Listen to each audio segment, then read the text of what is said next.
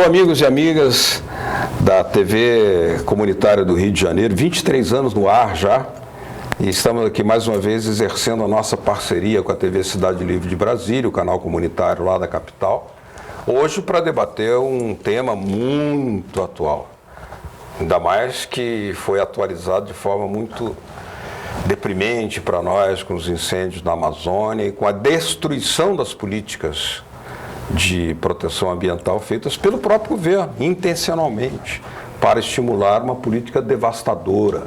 É a visão que eles têm.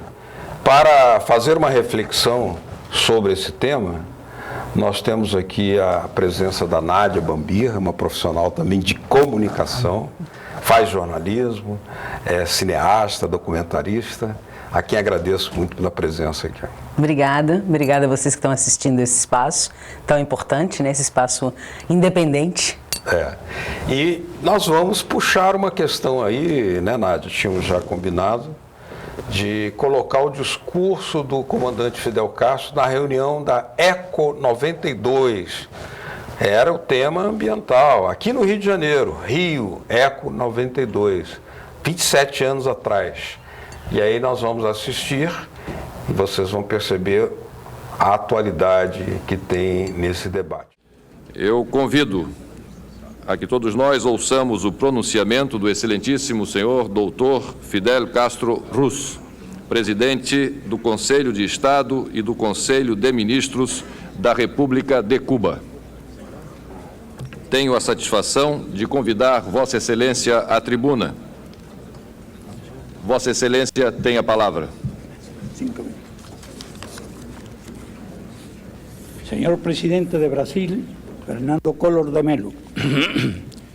Señor Secretario General de Naciones Unidas, Boutros Ghali.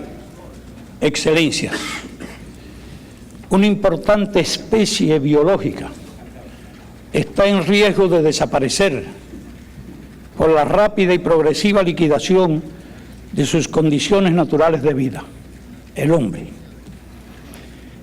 Ahora tomamos conciencia de este problema cuando casi es tarde para impedirlo. Es necesario señalar que las sociedades de consumo son las responsables fundamentales de la atroz destrucción del medio ambiente. Ellas nacieron de las antiguas metrópolis coloniales y de políticas imperiales que a su vez engendraron el atraso y la pobreza que ellos azotan a la inmensa mayoría de la humanidad. Con solo el 20% de la población mundial, ellas consumen las 2/3 partes de los metales y las 3/4 partes de la energía que se produce en el mundo. Han envenenado los mares y ríos, han contaminado el aire, han debilitado y perforado la capa de ozono, han saturado la atmósfera de gases que alteran las condiciones climáticas, con efectos catastróficos que ya empezamos a padecer.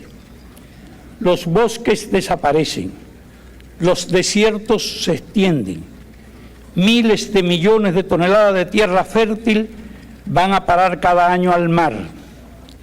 Numerosas especies se extinguen. La presión poblacional y la pobreza conducen a esfuerzos desesperados para sobrevivir aún a costa de la naturaleza. No es posible culpar de esto a los países del tercer mundo, colonias ayer, naciones explotadas y saqueadas hoy por un orden económico mundial injusto. La solución no puede ser impedir el desarrollo a los que más lo necesitan. Lo real es que todo lo que contribuya hoy al subdesarrollo y la pobreza constituye una violación flagrante de la ecología. Decenas de millones de hombres, mujeres y niños mueren cada año en el tercer mundo a consecuencia de esto, más que en cada una de las 2 guerras mundiales. El intercambio desigual, el proteccionismo y la deuda externa agreden la ecología y propician la destrucción del medio ambiente. si se quiere salvar a la humanidad de esa autodestrucción, hay que distribuir mejor las riquezas y las tecnologías disponibles en el planeta.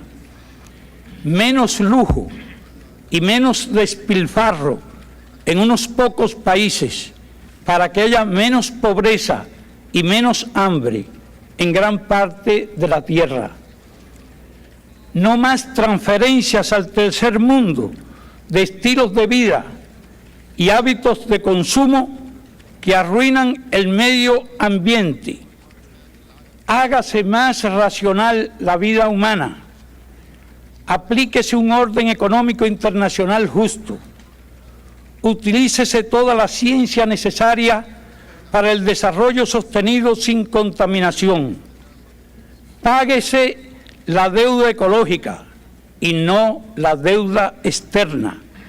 Desaparezca el hambre y no el hombre.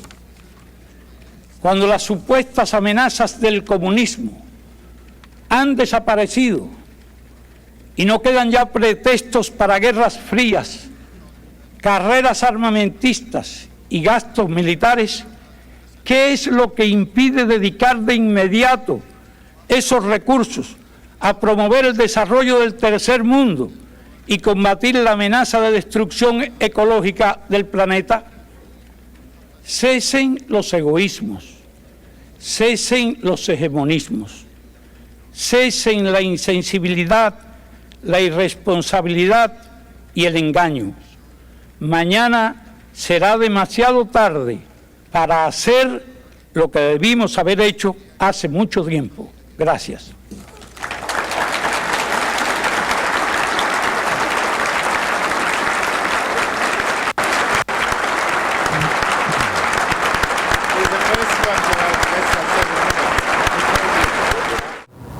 Nádia, o que você chamaria a atenção desse discurso do comandante Fidel à luz do que nós estamos vivendo hoje na questão da Amazônia?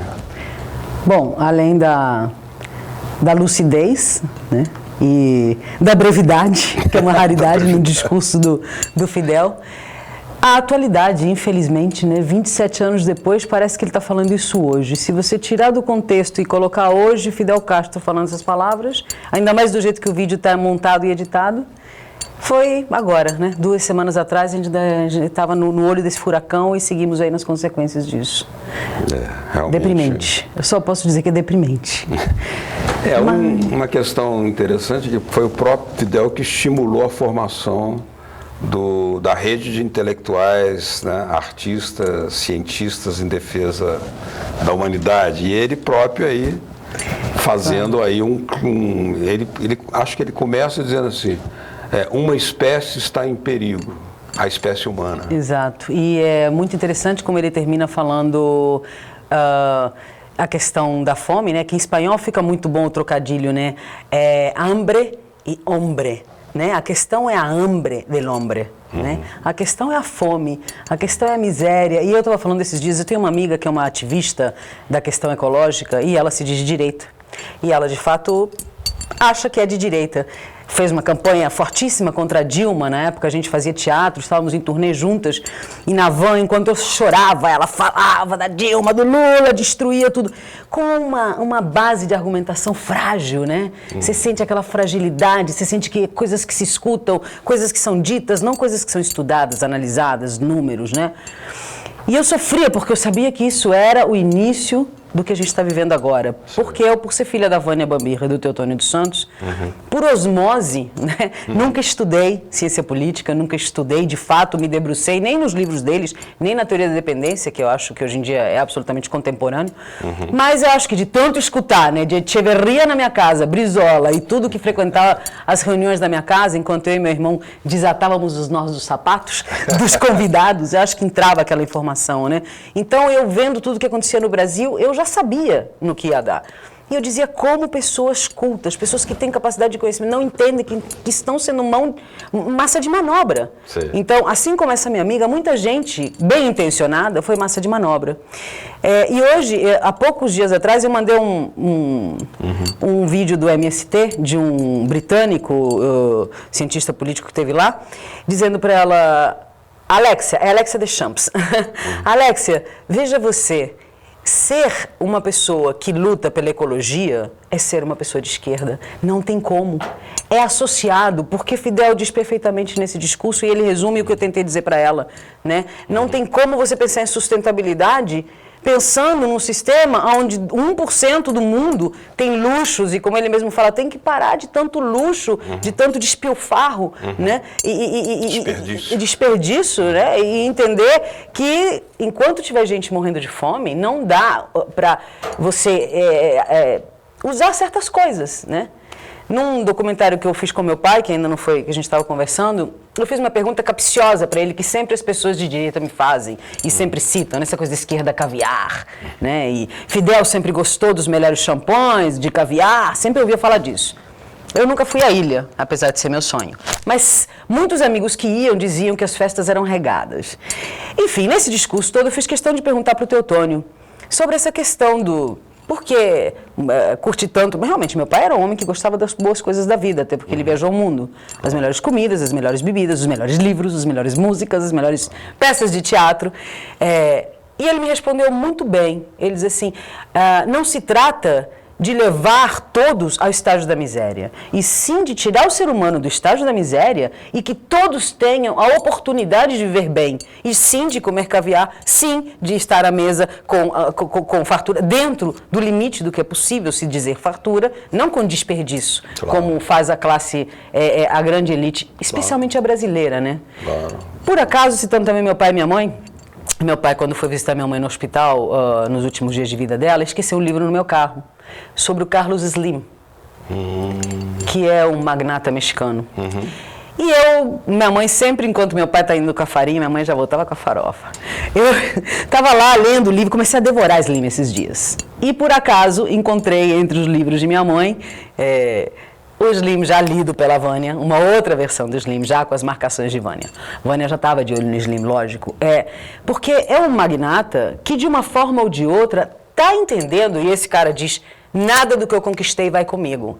É básico, ele entendeu o básico. Claro. Então, é um cara que tudo que ele ganha, pelo menos o discurso dele, ele reinveste no México. E hoje em dia é um cara que está do lado do AMLO. Que acaba de se eleger no México numa frente progressista, o Obrador. Né? E esse cara, há poucos dias atrás, eu repostei uma postagem, ele do lado do Obrador, defendendo a questão que é muito séria lá do petróleo. Eu vi essa foto e fiquei surpreso mesmo com a presença dele ali, com uma postura política solidária ao Obrador. Né? Eu acho que ele é um dos caras que, inclusive, financiou a campanha do Obrador. Tem foto dele ao lado de Fidel Castro. Sim. É um cara... Fidel, inclusive, quando o conheceu, está no livro, ficou muito surpreso com ele. Porque, assim, se o empresário brasileiro se debruçasse um pouco sobre o olhar que esse cara tem para o dinheiro dele, talvez a gente conseguisse entender o que é nacionalismo. Porque a sensação que eu tenho é que o empresário brasileiro não entende o que é nacionalismo. Porque o empresário brasileiro elege um cara que bota o boné dos Estados Unidos, que faz campanha para o Trump, que evidentemente está queimando a Amazônia para trazer empresas do Trump e do Bannon, porque para mim o grande demônio dessa história toda, além do Trump, é o Bannon, que é o estrategista que está por trás de todo esse movimento de ultradireita que está tomando conta do mundo. Né? E um monte de gente sendo usada, como você mesmo falou agora brilhantemente na entrevista que você deu, os próprios ruralistas que assinaram a eleição desse sujeito vão chorar lágrimas de sangue. De sangue, porque o sangue dos animais deles que vão morrer de fome. Entendeu? Os caras da cana de açúcar vão chorar lágrimas de açúcar. Claro. Entendeu? Mas vão chorar. Lágrimas, nada doce. Os militares que elegeram esse cara, onde é que está o nacionalismo do nosso exército? Eu tô chocada com a estupidez de 30% do povo brasileiro. Porque 30% elegeu ele de fato. Outros 30% ficaram calados em cima do muro, elegeram indiretamente, e outros 30% votaram no Haddad, porque a diferença que teve foi mínima. Né? Verdade. Então, assim, eu acho que houve um momento de feitiço. Para mim, tem feitiçaria nisso, porque parece que as pessoas foram hipnotizadas. Né? Tem a igreja evangélica com a qual eu convivi muito próxima, e eu sei muito bem como funciona, e tem uma ingerência absurda sobre os seus fiéis, quer dizer, a palavra do pastor, a palavra de Edir Macedo, a palavra desses caras, é lei. Agora, eu não entendo como alguém que está ali buscando Deus consegue ver Deus naquela palavra. Eu não consigo entender. E aí, por último, esses dias eu vi uma postagem genial, né? Porque aí dizer, o Lula tá preso, babaca. O problema deles é o Lula e o PT. Né? Eu nem nunca fui Lula, de fato, eu sou muito mais esquerda do que o Lula. Não acho, assim como a Vânia, né? Eu sou cria da Vânia, o Lula nunca foi o cara que levantou bandeiras comunistas, nem socialistas, nem de esquerda, de fato, o PT. O PT é um partido de trabalhadores. Né? Acho que há partidos e outras correntes realmente muito mais à esquerda do que o PT. Mas é claro que o Lula fez um trabalho muito importante para o Brasil e acho que esse trabalho deveria ter uma continuidade e eu queria algo melhor do que o PT, e não o que estamos vivendo, que é um retrocesso pior, talvez, do que foram os militares na época do golpe. Né? Eu nunca imaginei, eu que vivi o exílio, que voltei para o Brasil com 15 anos de idade, que fui proibida de crescer na minha pátria, quando finalmente voltei, senti ainda o cheiro da ditadura aqui, nos jovens da minha idade, eu não podia falar um monte de coisa. Eu fui criada no Chile, as crianças no Chile já sabiam quem era Frei, quem era Allende, eu era Allende, você é Frei, e a gente vê se conversa, sabe? Aqui, política, sexo e futebol, né? Não podia se falar. Então, eu era um ser à parte, porque eu sabia tudo que estava acontecendo, mas eu não podia falar. Eu era oprimida, eu voltei em 80 com a anistia. E assim fiquei durante bons anos da minha vida aqui no Brasil, até eu conseguir me integrar com a juventude, que hoje em dia é a minha geração, diga-se geração uma abaixo desse capitão aí, eu estou com 54 anos. Uma geração intermediária, né? Uma geração que de fato não lutou, porque nossos pais lutaram ou se acovardaram, né?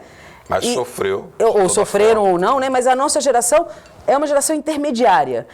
O meu filho e a geração do meu filho, que são os estudantes de hoje, são a geração que veio depois realmente dessa ditadura, a geração que o PT, com o trabalho do Lula de inclusão das crianças na escola, de educação e tal, essas crianças estão imbuídas de muitas certezas. E a Greta talvez seja a criança a jovem que está encabeçando tudo isso, né? Aquela menina que atravessou agora o mar de veleiro para não gastar combustível. Eu acho que é uma geração depois ainda que são os adolescentes. O mundo é deles e eles não vão deixar esse cara tomar conta. Eu acho uma coisa interessante que você falou aí sobre os empresários brasileiros, né? A falta de sensibilidade nacional deles. Por exemplo, aquela viúva do Banco Safra, esqueci o nome dela, ela foi capaz de oferecer uma enorme soma lá para as obras do incêndio da Catedral Notre Dame em Paris, mas ela não foi capaz de ajudar aqui minimamente uma série de questões como o do incêndio do Museu Nacional. Aí sabe o que a direita te fala? Mas aqui roubam. Ela deu lá porque aqui roubam o dinheiro se ela doar para o museu daqui. E alguém acredita. Pois é. Né? E aí esses dias eu vi que o Bolsonaro brecou a verba para a reconstrução do museu. Sim. E ninguém falou nada. Esse empresariado, que a gente tem é o que eu acho que está permitindo que a gente volte a viver o que a gente está vivendo. É verdade. Não gostam de cultura, não gostam da verdade. Não tem sofisticação. Esse cara, o Carlos Slim, ele é um dos mantenedores da UNAM, da Universidade do México. Ele é um cara que ama os livros, apaixonado a milhões por um livro. É um dos caras que é dono da obra de Rodin. Então, assim, quando a pessoa entende o que é cultura, o que é arte, é difícil ser fascista. É verdade. Né? Nós poderíamos, por exemplo, contar com o apoio, né, desses empresários, se eles tivessem alguma disponibilidade para isso, para fazer, por exemplo, uma mídia mais democrática, né? Pois é. Para apoiar projetos de cultura, democratização das televisões, das rádios, apoiar televisões como essa aqui que sobrevive com uma dificuldade imensa, mas porque a gente faz questão de ter uma palavra diferenciada, uma palavra alternativa, uma palavra questionadora no ar. Porque se fosse depender... Primeiro, publicidade é proibida por lei para as TVs comunitárias, mas para a Globo, não. Que é uma TV aberta, que é uma concessão pública. Pois é. Né? Mas atua como se fosse partido político. Como se fosse privada, do único dono e com... E recebendo verbas do Estado. Exatamente, do Estado, que é uma concessão. Claro. Vai entender, né? Atuando contra o Estado, atuando ao arrepio da Constituição Mas aí brasileira. Onde dizem que algumas autocríticas que o PT tem que fazer, eu acho que essa é uma delas, acho que eles deveriam ter se adiantado nesse aspecto. Né? Foram 14 anos. Era para ter democratizado a questão da comunicação. Foram 14 anos. Era para ter feito a reforma agrária. Não foi feita a reforma agrária. Foram 14 anos. Era para ter entrado muito mais pesado no ensino, do básico até o universitário. Para erradicar o analfabetismo. Pois é. O analfabetismo foi erradicado em Cuba, na Venezuela, no Equador, na Bolívia e na Nicarágua. E o Brasil, que deu Darcy Ribeiro e Paulo Freire, Anísio Teixeira, nem sequer começou a fazer isso. Pois é, erradicou a fome, mas se não o tentou analfabetismo. fazer com Jango, né? Jango tentou fazer com Paulo Freire, mas foi derrubado. E o PT não seguiu esse projeto. Acho que aí é um dos grandes erros do PT. São erros, evidentemente. Mas, agora, quando o Fidel fala também na questão da mudança de padrão econômico, de consumo, né? Aquilo ali é muito importante, porque o problema não é assim, vamos fazer uma boa ação, plantar uma samambaia. Não, o problema é a forma de produzir. Se você produz algo que é, digamos, baseado por exemplo, numa indústria petrogenada, os próprios adubos, eles significam a plantação de mais insumos petroquímicos para tirar menos alimento, contaminando a natureza, os rios e tal. Com esse modo de produção não vai dar certo nunca. Mas onde a gente pode contribuir? Na nossa forma de consumir. Se a gente não consumir esses produtos, e aí onde vem o que essa nova geração da Greta está dizendo, não vamos consumir. É isso que a gente tem que fazer. E aí sim, aonde a reforma agrária é fundamental, porque o trabalho do MST, que hoje em dia é o maior exportador de arroz integral do mundo, é exatamente de plantar e colher um alimento que seja saudável para a gente. Agroecologicamente. Então tudo tem a ver com isso, assim, como a gente se move, como a gente veste, o nosso olhar para o consumo, que o Fidel fala muito nisso. A gente fica importando padrões de consumo de civilizações que não tem nada a ver com a gente. Claro. Tanto de cultura, quanto de vestimenta, quanto de alimentação, de transporte. São os maiores poluidores, porque se baseiam em combustíveis fósseis. Claro. Eu agora, com essa coisa das embalagens, você consegue, abre tua geladeira, você vai consumir algumas coisas que você comprou, a quantidade de embalagem é 5 vezes maior do que a quantidade do que você consumiu. É verdade. É um negócio impressionante o que você gera de embalagem para reciclagem.